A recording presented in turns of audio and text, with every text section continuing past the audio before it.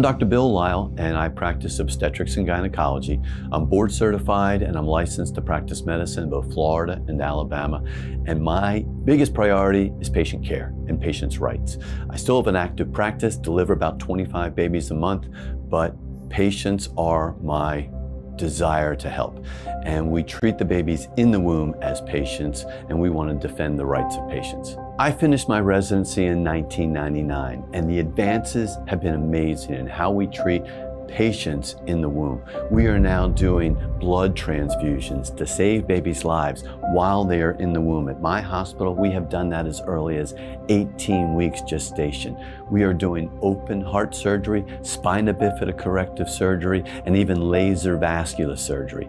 A patient is a person, no matter how small, but our moms are our patients as well, and we are there to meet their needs because no woman should stand alone. We are here to meet the needs of the moms, which are our patients, but also the babies, which are our patients on the inside of the womb. 22 years ago, everybody probably remembers that picture. It showed the uterus with an incision in it and a hand popped out. Well, that baby's name was Samuel Armas, and Samuel had a defect in his spine called spina bifida. And Vanderbilt University was doing a trial to see if they could correct the spina bifida defect in the womb. Then years later, they started to do the same thing, correcting that defect in the womb, but instead of making an incision in the uterus, they actually were able to do this fetoscopically. Just like when you now can get your gallbladder out and you're in the line at Chick-fil-A in 2 hours, now we can fix this with the fetoscope inside of the womb. But just recently at UC Davis, they took the initiative to try using stem cells to cure the babies in the womb. What they did was they made an incision in the uterus, and instead of surgically repairing the defect, they wanted to use stem cells. So stem cells are cells that can become anything. They're what are called totipotential cells. It's kind of like a young kid. They can become anything they want to be. They just need some direction. So they took these stem cells and they placed them on a patch of something called dura. And this was then applied directly to the defect in the baby's spine. And miraculous changes happened. The baby, while it was in the womb, had not been moving its legs and its feet. Halfway through the pregnancy, after the application of the stem cells, it started to move its feet. When the baby was born, they really think they have a cure for spina bifida. It is absolutely amazing. The first type of stem cells that they tried in this study at UC Davis were stem cells that were harvested from aborted babies, thinking this is going to help. Guess what? It didn't work. They did find some stem cells that worked. And these stems were mesenchymal cells, which were harvested from placentas. Placentas after a baby had already been delivered. Placentas that almost everybody just discards and throws away. When they harvested these stem cells, they were actually curing spina bifida in the womb. They spent $9 million initially on this trial. California has now given them an additional $20 million on this trial. There are 1,800 babies each year that are born with spina bifida. There are about 180,000 adults that are suffering from spina bifida, which can cause paralysis of the legs. It can cause incontinence of urine and stool. This could be a cure to help these babies inside the womb and to cure them. And a patient is a person, no matter how small. If we can treat and cure babies in the womb, they're clearly patients, and patients have rights. So we are going to defend the rights of those patients to obtain these kind of life-saving surgery. But we also likewise have to defend the lives of patients that are in the womb that might be threatened by abortion. One of the ironies is that this study at UC Davis initially was given $9 million for the trial. And with these positive results, they've already done surgery on 3 babies with amazing results. They've now been granted an additional $20 million to further these trials. At the same time, the same state of California now has a bill going through the House where they will allocate $20 million. What for? To save lives? No. To fly pregnant women from pro-life states over on the mainland to California so that they can get an abortion and then be flown back. So the irony is, how can you spend $20 million to save the lives of babies in the womb, but then also spend another $20 million to take the lives of babies that are also in the womb? Which is it? A patient is a person, no matter how small.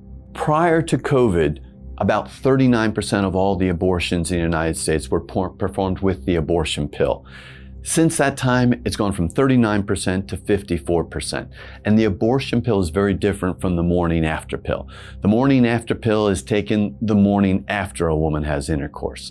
The abortion pill is indicated for 70 mornings after. It is indicated for aborting a baby up to 10 weeks gestation, where the baby has a heartbeat, it is moving its arms and its legs inside of the womb. Well, the abortion pill works by blocking a very important hormone called progesterone. And progesterone is an acronym for a progestational steroid hormone. This is the hormone in pregnancy that acts like the coach of pregnancy. It says, we're pregnant, we're going to keep this pregnancy going, we're going to relax the uterus so it can get bigger, we're going to close the cervix, we're not going to have a menstrual cycle, and we're going to divert more nutrition to support the baby. So everything that's good about a pregnancy is because of progesterone. And we use progesterone in pregnancy all the time. If a woman got pregnant and then miscarried, got pregnant and then unfortunately miscarried again, usually because of a condition called luteal phase defect, where her body isn't making enough progesterone. So what do? We give that woman progesterone to keep that pregnancy going.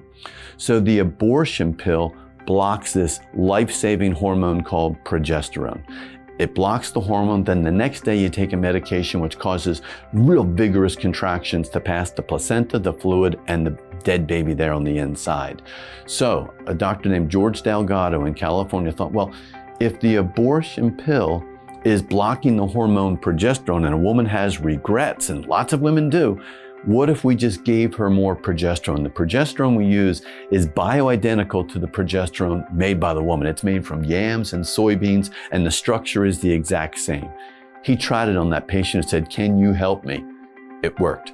We have a network of over 500 doctors across the country, including myself, who, when a woman calls our hotline under abortionpillreversal.com, she'll be connected with a nurse. The nurse will get some information, connect her with a physician. We'll get a whole history and information on the mom. And then if she chooses, we will send that life-saving reversal medication.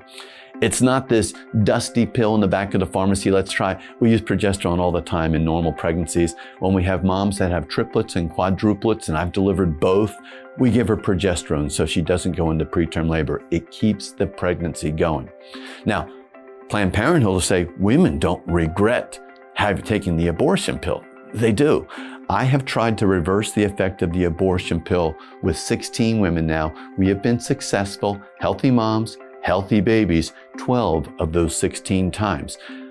2 of those reversals, I actually got the phone call from a mom who had taken the abortion pill, and did she have regrets? Yeah, immediately. 2 of those 16 reversals were actually calls from the actual parking lot of the abortion clinic, where that early they thought, what have I done?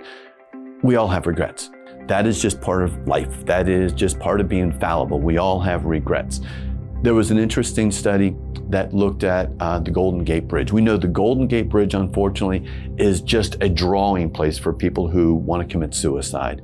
And we know of 28 people who have jumped off the Golden Gate Bridge but survived. 1,800 people we know have jumped off to commit suicide, but some people have survived. So there was a psychologist in California. She's like, my goodness, there are 28 people that survived. I want to interview them, especially these people that survived jumping off the Golden Gate Bridge. And what she found out was they walked out onto that bridge and they were thinking, nobody loves me, nobody cares for me, nobody is here to help me, the world will be better without me. And they were positive of this. They walked out onto the Golden Gate Bridge and they jumped off and they fell 220 feet. And by some miracle, of those 1,800 people, 28 people survived. They were either picked up by the Coast Guard, picked up by fishermen, or they swam to shore. When she interviewed them and she heard the story of what they were thinking before they jumped off the bridge, what she really wanted to know is what was going through your mind after you jumped off the bridge. They looked up and they saw the bridge above them. All of them, 28 out of 28 had immediate regrets. And I thought, what have I done? Why did I do this? And they just cried out and said, I want to die. They were positive that this is what they wanted to do when they walked out onto the bridge, but then they had immediate regrets. The same story is true for women who are pregnant and are scared. Who's going to help me? Who's going to stand by me? How am I going to handle this? Is my boyfriend going to leave me? So they have fear, they have anxiety, and they're looking for help. They're looking for answers. And they think, having an abortion is going to be what's going to get me out of this. So they walk into the abortion clinic, they are positive, they sign the consent, they swipe their credit card, and they swallow that pill. And it's amazing how many of them have immediate regrets. Just like somebody who jumped off the Golden Gate Bridge and then has immediate regrets. We serve a God of second chances and opportunities and forgiveness. And we have that opportunity. If we can initiate the reversal medication, the progesterone, within 72 hours, about 70% of the time, we can save the life of that baby. I mean, that is the story of redemption, where we are buying back the life of that baby. And the data shows that the abortion pill will kill a baby, but if the baby happens to survive because it didn't work, there's no evidence of birth defects on those babies. And we don't see any evidence of birth defects when we successfully can reverse the effect. And the medication we use all the time in normal obstetrics. I've delivered 4,000 babies. I've delivered so many twins, I can't remember them. I've delivered triplets and I've delivered quadruplets. And I remember the triplets and the quadruplets because that's so cool. But I also remember every single one of the moms and their babies had a 98% chance of dying. Yet we were able to initiate the antidote, give her progesterone to reverse that bad decision. That is one of the most rewarding things that you can do in medicine. Our goal is to have healthy patients, to give health care. But the moms are not our only patients. Whenever I have a mom who has a baby on the inside, I have two patients, mom and the baby. If she has quadruplets, I've got 5. I've got mom and I've got 4 babies on the inside. And our team does everything we can do to have a healthy outcome for the mom and a healthy outcome for those babies inside the womb. Healthcare, what is it? Healthcare is when you are sustaining and protecting the lives of your patients. Is abortion healthcare? Now, absolutely not. Abortion is not healthcare. When a woman is pregnant, you have mom who has a heartbeat and you have a baby that has a heartbeat. Mom is circulating her own blood. Baby is circulating that boy or that girl's own blood. Moms and babies can actually have different blood types. And when you have a mom and a baby walk into a surgical suite, both with a heart beating, both circulating blood, and then an abortion is performed and only one heartbeat comes out of that room, that is not healthcare. Healthcare is when we treat the preborn as patients, when we are now doing blood transfusions to the babies. We are doing open heart surgery to babies as early as 27 weeks gestation. We are doing spina bifida corrective surgery on babies and within the womb. We're even doing laser vascular surgery. We are treating the babies in the womb as patients. Children's Hospital in Philadelphia just announced their 2,000th fetal procedure. 2,000 babies where the moms and the babies came in and the mom was treated and the baby was treated. That is healthcare. With the most recent open heart surgery to remove a tumor, what's called a teratoma from the baby's heart at the Cleveland Clinic, they had a team of 12 doctors, nurses, anesthesiologists, and techs in the same operating room performing open heart surgery on this baby in the womb. That is healthcare. An abortion where half of your patients die and do not have a heartbeat after the procedure, that is not healthcare. A lot of times we get asked, is abortion safe? Well, safe for whom? When we have a mom who is pregnant, we have 2 patients. And so abortion is going to take the lives of half of my patients that would go into that abortion procedure room. So for the baby, it is not safe, and they are our patients. But abortion is also not safe for the mom. There's always risk. There's risk of bleeding. There's risk of infection. We had 3 major complications at an abortion clinic in Pensacola, Florida. 3 before we were able to get the state to shut down that abortion clinic. These women had uterine perforations where while this person was doing the abortions, he pushed instruments through the wall of the uterus. We had major bleeding. We had one patient that was brought to our hospital and not only had a perforation and lots of heavy bleeding, she actually had to have a hysterectomy where she will never be able to get pregnant again. We had another patient that came in and not only did they do a perforation and put the instruments through the wall of the uterus, they damaged the bowel, and that patient had to have a bowel resection. We had another patient at that same clinic that had to be transported to Mobile, Alabama, and they had to use the mass transfusion protocol, which is where somebody is hemorrhaging, somebody is dying, and they had to give her as much blood as possible to save her life. So is abortion safe? No. But abortion also has a lot of emotional issues, that emotions, psychological, a lot of issues that we have patients that are dealing with really started when they had their abortion. They know they were pregnant. They know they made a decision that took the life of that baby. We all make mistakes. I mean, look at the Apostle Paul. You look at his life before he had an amazing experience on the road to Damascus with Jesus himself, where Paul was punishing Christians. Paul was holding the cloaks of other men and giving his thumbs up when they were stoning Stephen. Paul had a past, and he's not proud of that past. But Paul also said that we need to forget about those things which lie behind and press on towards what's ahead. When a woman is really dealing with this pain, she wants healing. Healing is available, but healing only comes through true forgiveness, and true forgiveness only comes through Christ. So if Paul can say, forget about what lies behind and press on towards what's ahead, that's what all men and women need to do. Because when you are being reminded of bad decisions that we've all made in our past, that's not God reminding us of those bad decisions. That's really Satan. Satan, who's trying to affect our current relationship with God and trying to interfere with that growth. So do we all make mistakes? Absolutely. Is abortion wrong? Yes. But abortion is something that is wrong, but it can be covered by the blood of Jesus Christ. And that's the message. We need to offer healing. We need to offer support. I've had moms come into me, after they've had an abortion, or they've want to get involved in a pregnancy resource center. And they said, boy, I'd love to get involved in this ministry, but I can't. It's like, well, why not? Well, back when I was in college, I had an abortion. That makes you uniquely qualified to counsel women who are coming in the same situation that you were in. They have the fear, they have the anxiety, and they don't know where to turn. You are uniquely qualified. God can use Paul, then God can use all of us. And it's not just a women's issue.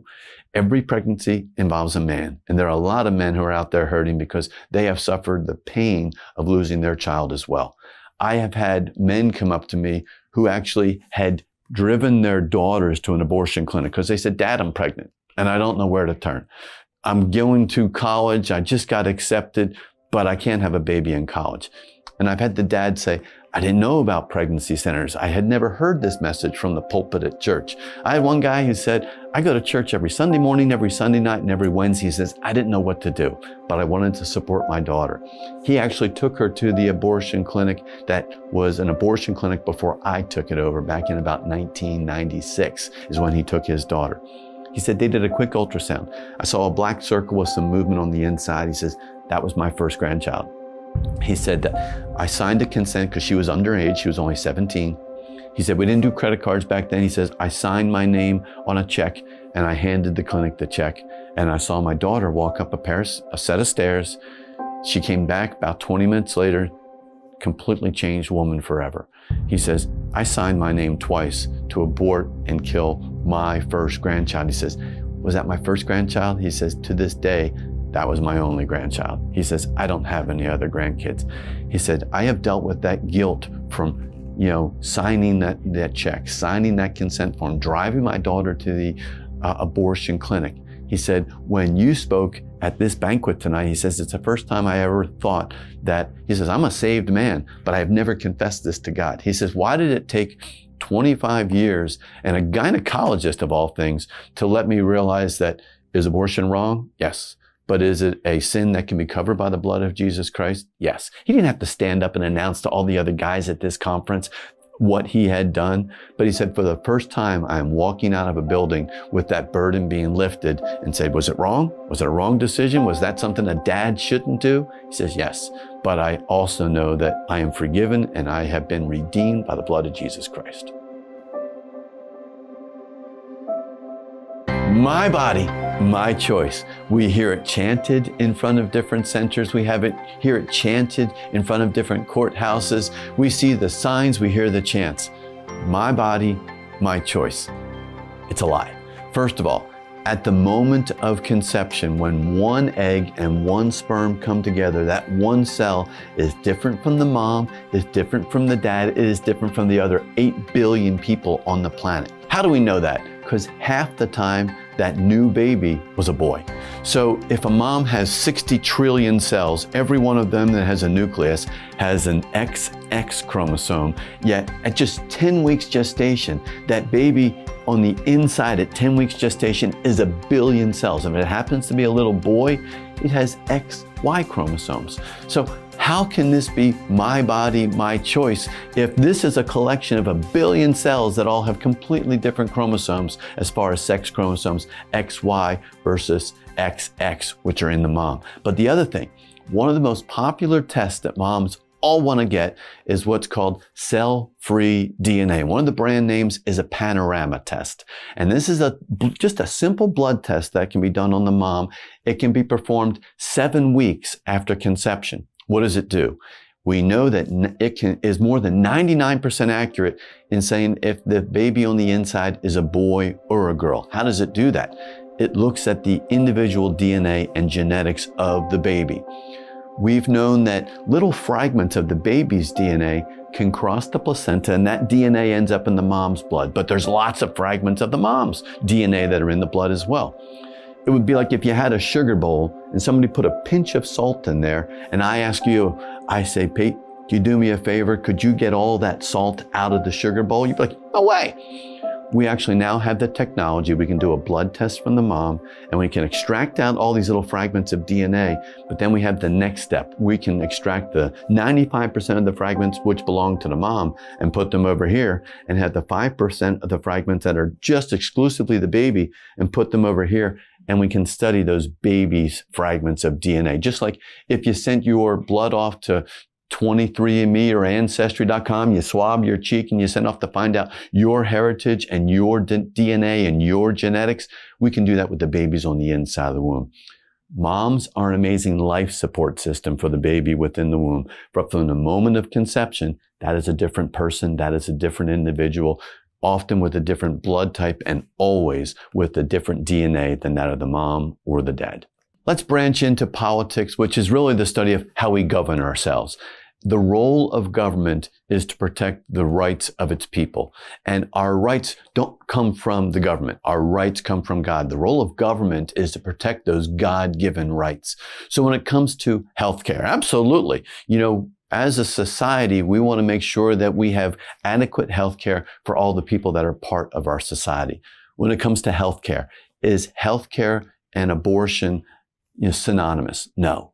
So when we say, well, we're going to support healthcare and we're going to make sure that our government meets the needs of women who want an abortion. Well, you've got two citizens there. You have two people that are there. So whenever you are supporting the life being taken away of that baby in the womb, that is not healthcare. And that is not the role of government. Government is here to protect. Here in Hawaii, you have a wonderful term, malama, where it is all about protecting life, nurturing life, guiding life. It's something that's very core in your culture, and it's amazing. Hawaiians love life. They love family. They have respect for their elders. They have respect for babies and a love. It is outside of the culture of Hawaiians to take the life of a baby in the womb. You have high-level health care here in Hawaii, which treats the babies in the womb as patients. In Hawaii, you have maternal fetal medicine centers, people who went to college for 4 years, went to medical school for 4 years, did 4 years of obstetrics, and then they did an additional 3 years on high-risk obstetrics. And it's amazing how these centers will treat the babies in the womb as patients. And a patient is a person, no matter how small. You are doing blood transfusions to save the lives of babies in the womb. So if your healthcare system can save the lives of babies, how can healthcare also be included in taking the lives of those same babies that are in the womb? You have an abortion cap at viability. We treat babies in the womb way before viability. Viability might be 23 or 24 weeks. We can now do blood transfusions at 18 weeks gestation directly into the circulation of the baby. That is healthcare. Taking the lives of half of the patients, the mom and the baby, and when you take the life of half of those patients, that is not healthcare, and that is not the role of government. There's another term in Hawaii which is precious, and that is ohana.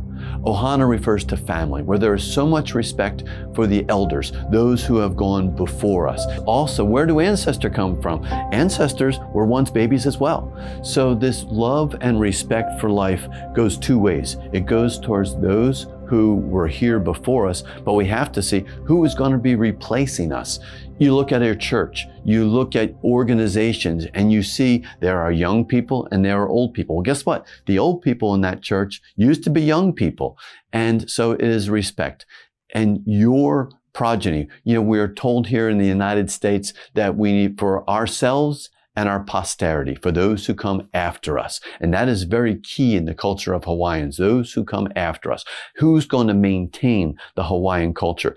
Who's going to maintain that Hawaiian culture? It's the babies, and it's the babies that are in the womb. There are about 2,800 babies, little Hawaiian babies, that are aborted here in the state of Hawaii each year. Just to put that number in mind, we're just a couple miles from Pearl Harbor. That's almost the same number of people who were killed during the Japanese attack on December 7th, 1941. That same level of death is occurring in Hawaii, on Hawaiians, not just once, but every single year. So life is precious, our history is precious, but our posterity and our future is also precious. So we need to defend the lives of those Hawaiians that are in the womb and those Hawaiians who will be in the womb. What do you say when somebody says, I'm pregnant and I'm scared? Well, we need to meet those needs of those women. There can be lots of circumstances and situations where, yes, they are scared, but no woman should stand alone. You have pregnancy centers here, in Honolulu who will help meet the needs of those women. They will help counsel them. They will do everything they can to meet your needs, whether it is housing, whether it is diapers, whether it is formula. They are there to help you. That is their God-given calling, to help you. We also want to let you know what is going on inside. A pregnancy test doesn't tell the whole story. A pregnancy test just says one line or two lines. That doesn't tell the whole story. The whole story is that baby's life on the inside. Most of the pregnancy centers right here in Hawaii also have ultrasound. Ultrasound is an amazing, a picture's worth 1,000 words. They can give you video, which will let you see your baby there on the inside. See that heart beating, see those fingers, see those toes, see this blessing, see this life, this new generation of family which you have been blessed with. Bring the baby's dad. Let them see that life. Tell your parents it is a blessing. I have had lots of women who have come into my office who were thinking about abortion, and we've counseled them, and we have shown them, ultrasound images of their baby. I have never, after we have delivered these babies, had one mom, when she's holding her precious baby, say, I can't believe I kept this baby. Every single one is like, I cannot believe the decision I almost made, 7 months ago. So let us show you that gift. Let us show you that blessing that has been placed inside of your womb, because that is a little person ordained by God for you to have. They are not a problem. They are not a burden. They are a blessing.